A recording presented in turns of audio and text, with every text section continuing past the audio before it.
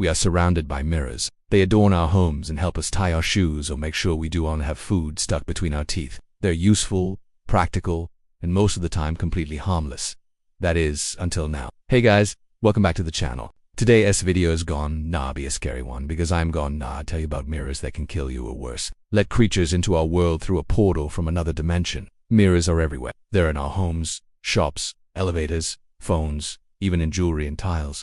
But what if I told you some mirrors are more than they appear? What if I told you there are mirrors that lead to other worlds? In today's video, I'll be narrating a horror story. They Came Through the Mirror. Written for narration, 10 to 15 minutes runtime. Let's jump right into it. In a small, forgotten village tucked between two desert ridges, there was a house that no one dared enter. The villagers called it Beit Omirai, the House of Mirrors. No one remembered who built it. It had stood for generations, abandoned yet intact, with a cracked dome and thick, sun-bleached walls. The windows were bricked up, but in the center of the house, on a rusted wall, hung a single mirror, tall, rectangular, framed in something that looked like bone. The elders warned, "Do not look into the mirror after Maghrib," they said. Reflections were a window, and sometimes windows work both ways. It began with a boy named Amin. He had just moved to the village with his widowed mother after his father died in a car accident. They were poor, and the only home the village elder could offer them free of rent was Beit. Out of desperation, they accepted. The house smelled of dust and abandonment. The rooms were eerily cold, even in the middle of July, and in the hallway leading to Amin's room, that mirror waited. It was tall, smudged, and foggy, but no matter how dim the hallway was, Amin could always see his reflection too clearly. The villagers averted their eyes when they passed the house. Some whispered prayers under their breath. Amin noticed, but he was young. He wasn't afraid. At first it started small. One night Amin passed the mirror on his way to the bathroom. He glanced at it. His reflection didn't move. He froze. His heart hammered in his chest. He stepped forward. So did the figure. He waved. The reflection copied him, but just a little too late. He convinced himself he imagined it. Told himself he was tired. But things got worse. He began hearing scraping at night like nails on glass, and whispers, low-et, murmuring voices echoing from behind the mirror. Once, he could have sworn he saw fingertips pressing against the inside of the glass, leaving trails of condensation. He told his mother. She told him not to speak nonsense and to recite Ayat al-Kursi before bed. But she, too, began waking up at night, breathing heavy, eyes darting to the hallway. Something was wrong with the house. One night, after Isha prayer, Amina was walking back from the village.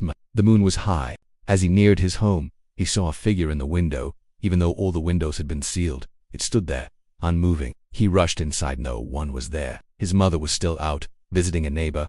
The house was quiet, too quiet. He heard it again, the scraping. This time, it was louder, closer. He turned to the mirror.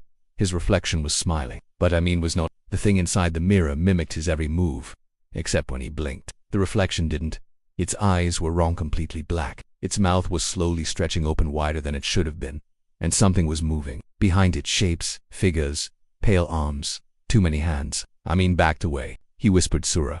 All Falak. The glass shook. Then cracks began to form in the mirror, ...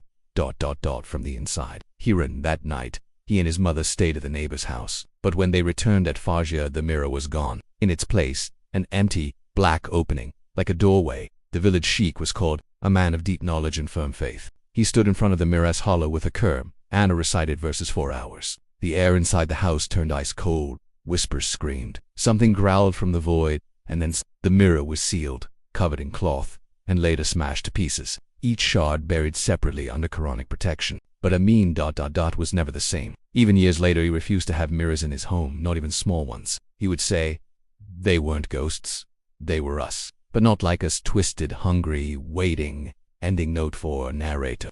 They didn't come from the mirror. They came through it. If you liked this spooky tale, don't forget to smash that like button and share this video with your friends so you can watch my reaction to their reactions. If you haven't already, subscribe to see more videos like these. Thank you so much to our supporters for making videos like this possible. We wouldn't be able to do any of this without you. So thank you so much. I hope you have a great rest of your day, and I will catch you in the next one.